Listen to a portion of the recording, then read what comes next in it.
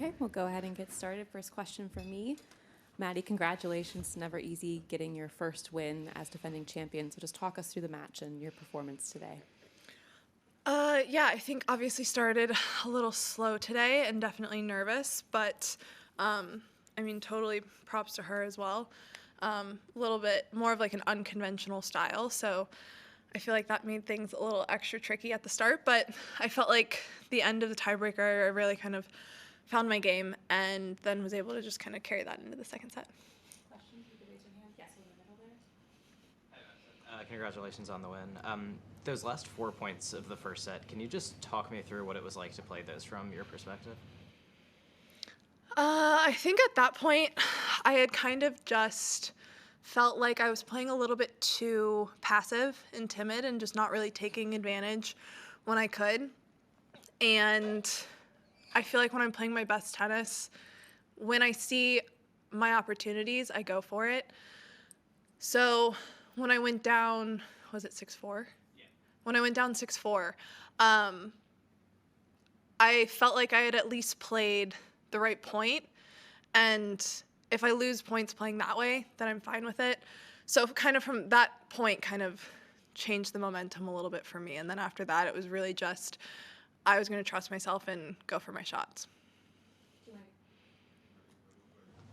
You mentioned her game style.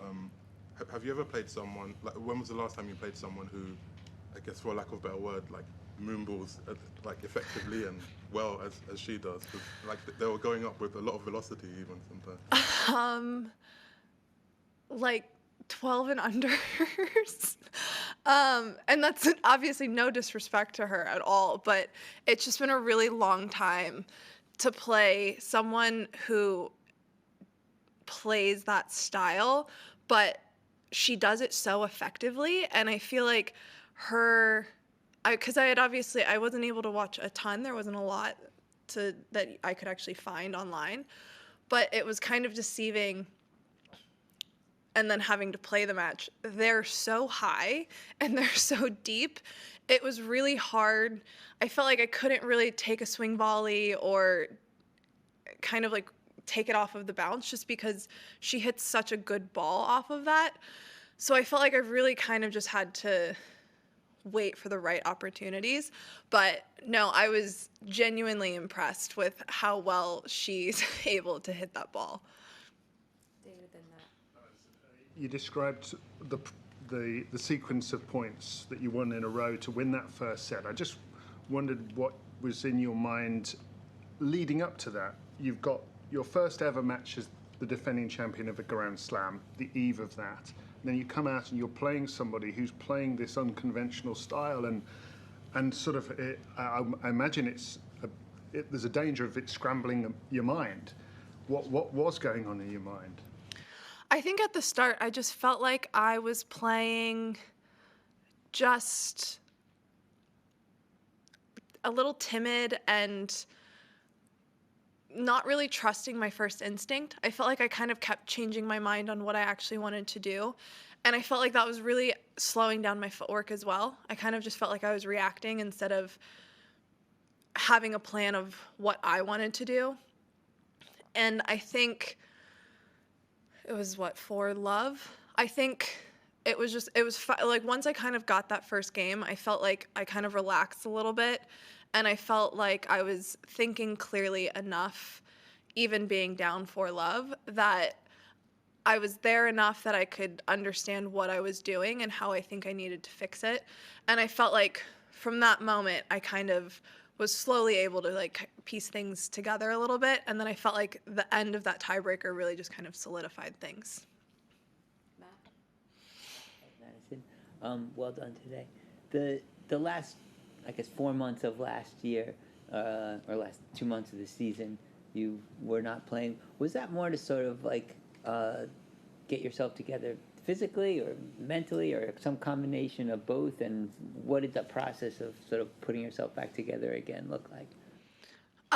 It was more physically. I felt like I hadn't been able to be 100% healthy kind of the last portion of the season. There was always just something kind of nagging, and I felt like when things got tough, it was just I wanted to be able to play feeling good. So just tried to get back physically feeling good. And then, I mean, unfortunately, I got sick at the end of the year, but I felt like being able to kind of regroup and just try to be as physically fit and ready to go as possible was really important. One question was it a matter of more like resting or going into the gym and strengthening the areas that were feeling either bad or weak or? It was more so just having some time to actually actually rehab things. The season gets pretty long, so it's hard to find times where you can continue to maintain your strength and your fitness and just everything that needs to be working the right way. So I feel like the season kind of just got away from me a little bit, and I wasn't able to kind of find those blocks that I needed. Maddie, for all the mental and physical preparation that goes into the lead up to defending your first slam, how different is it once you're out there on court, or does it all go out the window? I don't think it all goes out the window. I definitely think that no matter what you think it's going to be like, how you try to prepare yourself, I think when you do all of that, you at least know that you've done your part to be ready for the occasion. But, I mean, the moment they say ready, play, it kind of all hits you in a way that I don't think you can ever really explain to someone. But again, it's just such a, as nerve-wracking and as stressful as that can be, it's also, I'm still reminding myself of just how few people get to be in that moment, and being able to walk out today and have the crowd be as welcoming as they were. It's, I mean, I'll take the stress any day. Your serve back in Riyadh, that was probably the most like abbreviated I've seen of it. Now it's not. Just curious what the process and thought behind that was. I was trying to quicken my take back a little bit, and I think just because I've served so similarly for so long, I've had a harder time getting to the kind of trophy position as quickly as I wanted to. So the idea was, if I can just abbreviate it and make it super quick, then maybe from there I can go back to kind of reconstructing it. But as you know, the season is not exactly, it's not like we have a ton of time to try things, piece things together. So going into the finals, I was okay with having something different and then knowing that I was going to make changes to it. So the plan was always to like lengthen it again. You'll just Yes. kind of work it. Last two questions here and here.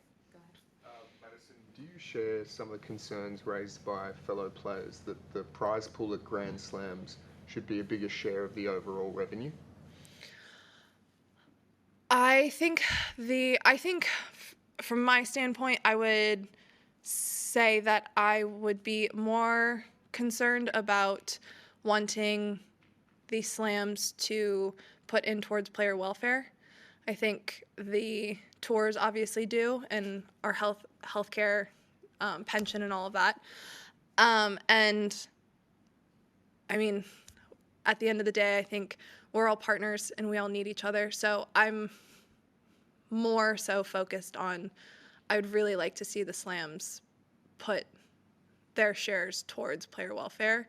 I mean, I would also like to see it go to prize money as well, but I think first and foremost it should go to player welfare. Last question, Matt. Slightly less serious and offbeat question. So every woman I know, including my wife, when they show up to a party or something like that and someone else is wearing the same dress as they're wearing, they like, it's like the biggest nightmare. I'm sort of curious, like, do the tennis players get annoyed that you guys are all wearing a lot of the same dresses each of these tournaments? I certainly don't. I think maybe individually people feel differently, but I've kind of always just been fine to wear whatever they tell me to wear.